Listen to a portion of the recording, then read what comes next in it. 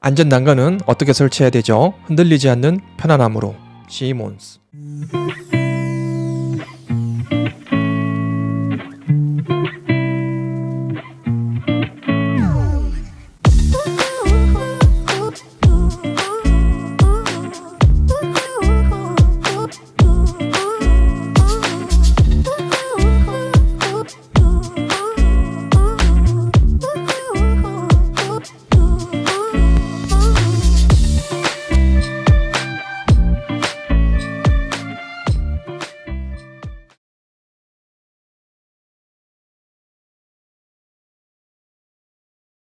여러분 반갑습니다. LFA 제2예방연구소의 이상원 소장입니다. 오늘은 산업 현장에 가봅시다. 그 세 번째 이야기가 되겠습니다. 제가 산업 현장을 자주 가는데요. 산업 현장에서 이제 안전 점검도 하고 기타 컨설팅을 진행하면서 제가 필연적으로 촬영을 하게 되는데 이 모든 사업장을 골고루 제가 설명을 드리고 영상을 올려드리면 좋은데 사실상 그렇게 하지 못하는 사업장도 상당히 많아요. 왜냐면은 사업장 그 생산 공정에 기밀한 사항이 있을 수도 있는 거고 또 사실상 본인의 사업장이 이렇게 외부로 알려지는 것을 꺼려하는 그런 분들도 상당히 많다. 그래서 제가 양해를 구하고 허락을 받은 후에 사업장을 특정하거나 알만한 그런 내용들을 다 제거하고 나서 산업 현장에 가봅시다. 내용을 여러분들과 함께 공유한다는 것을 기억하셨으면 좋겠습니다. 자, 그래서 그 오늘 보는 사업장은 우리가 생활 쓰레기 있잖아요. 폐기물이라고 하는데 그 폐기물을 수거하고 또 소각하는 그런 공장이라고 보시면 되겠습니다. 안전 진단을 이 사업장에서 받았는데 안전 진단을 받은 후에 후속 조치라고 하죠. 그래서 고용노동부 명으로 해서 시정 조치 사항을 어떻게 마무리를 지었는지 그 내용을 전반적으로 여러분들과 함께 나눠보고자 합니다. 이 영상을 촬영하는 이유는 뭐냐면은 여러분들이 산업 현장에 근무하고 계신 분들이라면은 이 잠재된 위험들을 다른 시각으로 바라보는 눈을 넓혀주는 것이고, 만약에 여러분들이 산업안전기사 자격증을 준비하시는 분이라면 실기시험 이런 것들이 연관이 된다고 생각을 하거든요. 그리고 앞으로 여러분들이 어차피 안전기사 자격증을 취득하시고 이 분야에 종사를 하실 건데 미리 선행학습을 한다고 보시면 되겠습니다. 산업 현장과 관련해서 위험점을 발견하고 또 찾아내고 같이 공부하는 이 유튜브 채널은 전무하다고 저는 생각합니다. 그래서 저 또한 산업 현장에서 해당 자료를 취합하고 허락을 받고 정리하고 업로드하는 게 상당히 힘든 일이긴 하지만 이런 부분에 있어서 저도 자부심을 느낍니다. 그래서 여러분들 영상 자료를 여러분들이 들으시고 공부하시고 몸담고 있는 현장에 적용해 보시기를 바랍니다. 물론 공통된 부분들이 많이 있을 수가 있어요. 왜냐면은 고정적인 부분들이 또 많이 있긴 하거든요. 예를 들어서 크레인이면은 지적할 사항이 다 나와 있거든요. 그럼에도 불구하고 여러분들이 듣고 봄으로써 우리의 잠재되어 있는 그 안전 의식들을 일깨우고 그리고 되도록 많은 부분들을 찾아내고 사업장에 개선할 수 있도록 코치하는 그런 역할을 하는 것이 바로 우리의 자랑스러운 안전관리자라고 저는 생각합니다. 자, 바로 들어가도록 하겠습니다. 자, 참고로 지금 보시는 사진들 그리고 제가 설명하는 부분들은 이미 지적사항을 받으시고 나서 개선한 사진이라고 아시면 되겠습니다. 그래서 제가 읽어드리면은 여러분들이 이전에는 이 빨간색 부분들이 없었구나, 탈락되었구나, 이런 식으로 여러분들이 이해하시면 되겠습니다. 자, 첫 번째로는 차량 운전 근로자, 운전자죠. 안전대 착용을 해야 되는데 그 지시 표지가 누락되었다라고 보시면 되겠습니다. 그래서 이 밑에 보시는 이 안전대 착용, 이 차량 같은 경우에는 쓰레기 매립 차량이기 때문에 2m 이상 고소 작업이 되겠죠. 그래서 보통 5m까지 올라가게 되는데 이 경우에는 고소 작업이라고 해서 안전대 착용을 하셔야 되고 관리 감독을 해야 되고 가장 기본적으로는 이 운전자에게 내가 위험 작업이다, 고소 작업이면은 추락이잖아요. 그래서 안전대를 착용하라는 표지를 부착을 하셔야 됩니다. 관련된 기준은 제가 읽어드리진 못하니까 여러분들이 여기 이제 제가 법 명시해놨잖아요. 여기 보시면은 기준에 관한 규칙 제32조 나왔죠. 이런 부분들을 더 심층적으로 공부하시려면 찾아서 한번 읽어보시기를 추천드립니다. 자, 두 번째 사진입니다. 두 번째는 여러분들 아시다시피 이 압력 용기예요. 그래서 유틸리티 시설인데 사업장에 가보면은 이 압력 용기 없는 경우가 거의 없습니다. 압축용 개장 에어를 통해서 개장하는 데도 쓰기도 하고 우리가 이물질을 청소하는 데도 쓰기 때문에 아주 필수적인 그 유틸리티 설비라고 보시면 되겠습니다. 그런데 여기 이제 압력계가 있잖아요. 압력 용기 같은 경우에는 위험점이 이 압력에 의한 내압 상승에 의한 폭발이 발생할 수 있다. 그렇기 때문에 이 상부에 보시면은 이게 뭐죠? 제가 디테일하게 찍진 않았지만 이게 PSV 안전 밸브입니다. 그래서 이 레버를 통해서 세팅 압력을 초과했을 경우에는 이게 이제 열리면서 이 내부의 압력을 바깥으로 벤트한다고 하죠. 빼주는 그런 역할을 한다고 보시면 되겠습니다. 그래서 중요한 포인트는 압력 용기를 보시면은 여러분들 아시겠지만은 계측기기가 있는데 온도계, 압력계 뭐 이런 것들 있잖아요. 그 중에서 포인트는 압력계입니다. 왜냐면은 압력을 굉장히 높게 받기 때문에 이 압력계를 설치를 하게 되어 있는데, 자, 설치는 잘 되어 있어요. 하지만 이 노란색 부분 있죠? 이게 정상 운전 범위라고 합니다. 이 오퍼레이트 레인지인데, 이 오퍼레이트 레인지가 그러니까 이 정상으로 이 압력 용기를 얼마만큼 가용할 수 있느냐, 그 기준을 명시를 해야 됩니다. 그러니까 명시라고 하면 여기서 표시를 해야 되는데 이게 누락이 되어 있었다. 그래서 이걸 왜 그러면 표시를 해야 되느냐, 여러분들 생각할 수 있겠죠. 이제는 정상 압력 운전 범위를 표시를 함으로써 이 오퍼레이터, 운전자나 이 유지 보수하는 사람들이 이 부분에 대해서 문제점을 제기할 수 있는 거죠. 정상 운전 범위가 예를 들어서 보통의 경우 3kph cm 자승이죠. 그러니까 0.3메가파스칼에서 0.67까지 운전이 되거든요. 근데 그 운전 범위를 예를 들어서 이탈해서 뭐 1.0메가파스칼 이상으로 이 게이지가 표시가 돼서 운전이 되고 있을 경우를 한번 가정을 해보면, 예를 들어서 이 표시가 없다면은 이게 이제 눈금이 1메가파스칼 이상으로 운전이 될 경우 굉장히 위험하거든요. 그러면은 이 사실을 근로자나 관계자가 보고 이 운전 범위를 초과한 것을 알 수 있잖아요. 그러면은 후속 조치가 되는데, 그런 조치가 없을 경우에는 이게 정상인지 비정상인지 알 수가 없다. 그래서 포인트는 계측기기는 정상 운전 압력 범위, 정상 운전, 비정상 운전으로 나뉘는데 그것들을 명확히 규정을 해 놓으셔야 됩니다. 그리고 그걸 토대로 교육을 하셔야 됩니다. 그래서 지나가다가도 어떤 반응 공정을 하고 있는데 그 반응 공정에 부착되어 있는 압력계나 온도계 이런 것들 눈으로만 보더라도 이게 정상적으로 운전되고 있구나라고 여러분들이 생각하실 수 있을 만큼 계측기기들의 정상 운전 범위가 표시가 잘 되어 있어야 된다라고 보시면 되겠습니다. 자, 현재 이 사진은 컨베이어입니다. 컨베이어인데 컨베이어 위험점은 뭐다? 끼임이죠. 끼임. 대부분 끼임, 뭐 말림 이런 부분인데, 이 빨간색 부위 여러분 잘 아시겠지만 이 카바 있잖아요. 원래 이 카바가 없었고요. 없는 상태로 돌출부죠. 구동부에 이제 노출이 그대로 된 상태입니다. 그래서 보통 근로자들이 여기 옆에서 서서 컨베이어에 소각 폐기물들을 여기다 이제 갖다가 위에 올려놓는데, 이럴 경우에는 근로자의 직접 간접적인 접촉으로 인해서 회전체 말림, 끼임 등의 위험이 있다. 그래서 이 부분은 카바를 설치해라 했는데 결국에는 이렇게 용접을 해서 이 부위, 돌출 부위를 위험점을 제거했다라고 보시면 되겠습니다. 네 번째로는 회전체 방어 조치. 저희가 뭐 늘 듣는 이야기죠. 그래서 안전보건 기준에 관한 규칙 127조를 보면은 선풍기 등에 의한 위험의 방지라는 게 있어요. 이제 산업 현장에서 쓰는 대용량 선풍기입니다. 이 선풍기인데 굉장히 커요. 그리고 여기 이제 안에 보시면 이제 메쉬로 된 망이 있잖아요. 지적상 시정 전에는 이게 없었습니다. 그래서 그대로 돌출된 회전 부위에 근로자가 실수로 옷이나 또 손, 그 다음에 신체들이 접촉했을 때 창상이나 말려 들어갈 위험이 있다 해서 이 보호망을 설치했다고 보시면 되겠습니다. 우리 가정집에서 하다못해 선풍기도 겉에 이제 망이 있잖아요. 그런 것처럼 기본 방호망이 설치가 되어야 된다라고 보시면 되겠습니다. 다섯 번째로는 안전한 통로의 설치라고 해서 작업장으로 통하는 장소 또는 작업장 내로 근로자가 사용할 안전한 통로가 필요하다라고 보시면 되겠습니다. 때에서 보시면은 굉장히 어두운 작업 환경인데 거기다가 이제 이런 고정식 사다리들도 설치가 되지 않은 사업장 같은 경우에는 전도나 추락의 위험이 있겠죠. 그래서 A라는 공간에서 B 공간으로 넘어갈 때 이동식 건널다리나 이런 사다리 등이 없는 경우에는 이거를 밟고 점프해서 뛰어 올라가거나 우회해서 다른 위험한 곳을 거쳐서 가야 되기 때문에 지금 보시는 것과 같이 고정식 사다리 등을 견고하게 설치를 해서 근로자들이 휴먼 에러에 의한 착오에 의한 위험이 없도록 관리를 해 주셔야 된다라고 보시면 되겠습니다. 추가적으로 여기는 나오지 않았는데 여기에 이제 그 조명이 굉장히 어둡기 때문에 조명이 어두우면 근로자 판단 미스가 반드시 발생하죠. 특히 피곤하거나 체력이 좋지 않을 때 굉장히 위험하다. 그래서 조명을 추가적으로 확보를 하시라, 그런 내용들을 전달해 드렸습니다.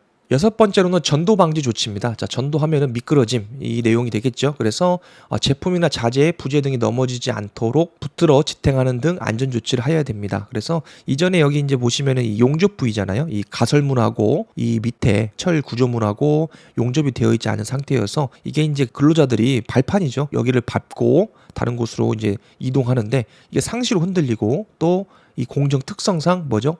진동이 상시 발생하잖아요. 산업 현장은.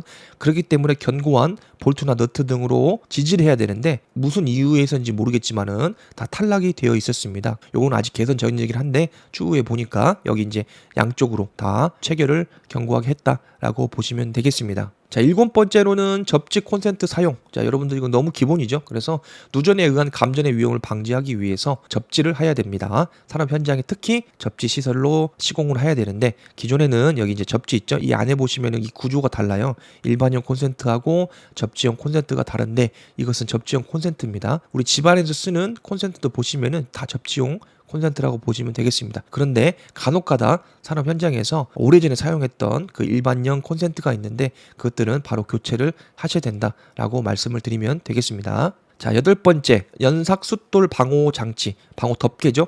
설치를 하셔야 된다라고 보시면 되겠습니다. 그래서 이 회전 중인 연삭 숫돌 지름 5cm 이상인 것은 그 부위에 덮개를 설치를 하셔야 된다. 이게 이제 숫돌이면 말 그대로 연마를 하고 깎는 건데 그 과정에서 필연적으로 불꽃이나 이 연삭 숫돌에 비산물들이 반드시 나오게 되는데 그것들을 이제 어느 정도 회전 반경 내에서 커버가 될 수 있도록 방호 조치를 해야 되고 근로자는 보안경 이런 것들 필수적으로 착용을 하셔야 된다. 그래서 방호 덮개는 연삭 숫돌 설비의 방호 장치고 근로자는 보호구라고 하죠. 보호 장구라 하는데 근로자의 같은 경우에는 회사에서 지급하는 보안경을 착용을 하셔야 된다라고 보시면 되겠습니다. 자, 9번째는 매니지먼트 사항인데 이거는 이제 말 그대로 현장 내 안전 작업 수칙, 뭐 허가서 이런 것들을 게시할 수 있는 그런 함을 만들어라. 그래서 예를 들어서 어떤 작업자가 위험 작업이라 하면 밀폐, 뭐 고소 이런 작업들 있잖아요.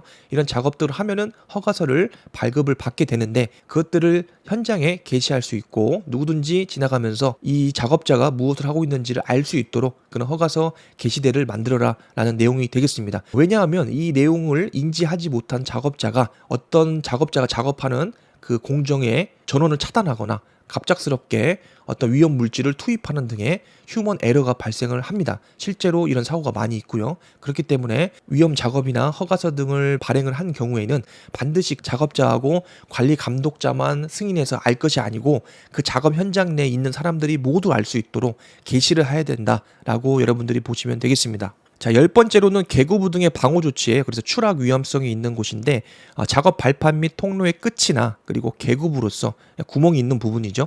근로자가 추락할 위험이 있는 장소에는 안전 난간이나 울타리나 수직형 추락 방망 또는 덮개 등의 방호 조치를 하셔야 됩니다. 이 방호망이 설치되어 있기 전에는 뻥 뚫려 있었어요. 그래서 여기도 사실 가설물이기 때문에 손으로 터치만 해도 심하게 흔들리는 그런 임시 가설물이었는데 이 경우 굉장히 위험하겠죠. 예를 들어서 여기에서 길에서 쉰다든지 아니면은 동료들과 이야기하다가 어느 순간에 지지대가 이탈해가지고 뒤로 떨어지면은 그대로 위험한 상황이 발생하겠죠. 자, 11번째는 배관 등의 건널다리 설치가 되겠습니다. 전도 방지 조치고 위에서 설명을 드렸습니다. 그래서 특별히 이제 여기 설비 간의 건널다리라고 보시면 되고 해당 설비들이 덕지덕지 있어요. 그러면은 이 배관도 관통을 하고 상부 배관도 있고 하부 배관, 지하 배관이 있는데 이 사업장 같은 경우에는 근로자가 이동하는 장소에 배관이 설치가 돼 있어요.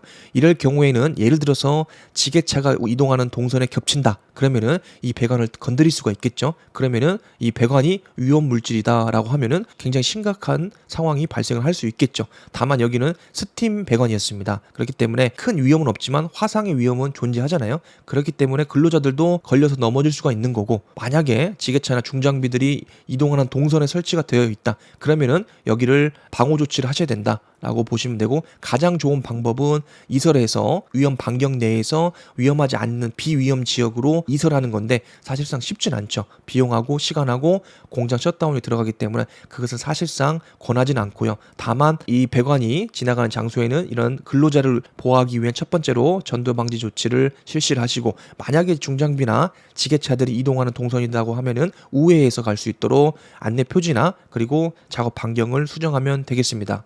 추가적으로 5개의 저장 탱크가 있는데 여기에는 이제 위에 안전 점검이나 문제가 있을 때 작업자들이 간헐적으로 올라오는 장소입니다. 지상에서부터 한 8m에서 10m 정도 되는 걸로 기억을 하는데 요거는 미끄럼 방지 패드죠.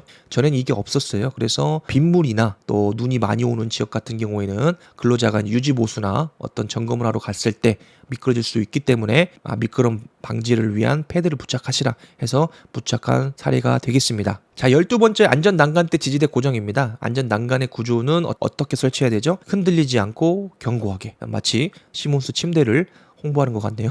아무튼 흔들리지 않는 편안함으로 하셔야 됩니다. 이 안전 난간은 이 난간대하고 이 난간대를 묶어서 가중되는 힘을 서로 분산해서 지지할 수 있도록 설치를 해야 된다. 결론은 견고하게 설치를 하셔야 된다라고 보시면 되겠습니다. 자, 13번째는 단골 손님이죠. 안전보건 표지 부착하고 MSDS는 100발백중이죠. 무조건 지적사항에 나온다라고 보시면 되고, 여기는 이제 추락에 의해서 여러 가지 이제 안전보건 표지, 제가 전 강의도 설명을 드렸는데, 이 추락에 의한 위험점이 있는 곳에는 방책을 설치하거나 아니면은 근로자 출입을 금지를 해야 됩니다. 그래서 여기는 안전보건 표지를 부착을 했고, 이 사다리를 임의로 사용할 수 없도록 관계자 외 출입 금지, 그리고 시건 장치까지 아주 잘 된 사례라고 보시면 되겠습니다. 자, 전기 관련된 건데 케이블 트레이 본딩 설치라고 보시면 되는데, 케이블 트레이에는 도전성 물체간 전이차가 발생하는데 그 전이차가 발생하지 않도록 본딩 조치를 하시는 이유는 흐르는 전류에 감전되지 않도록 하기 위한 것이 첫 번째고요. 그리고 이 전류가 적정하게 흘러야 되는데 누설이 될 경우에는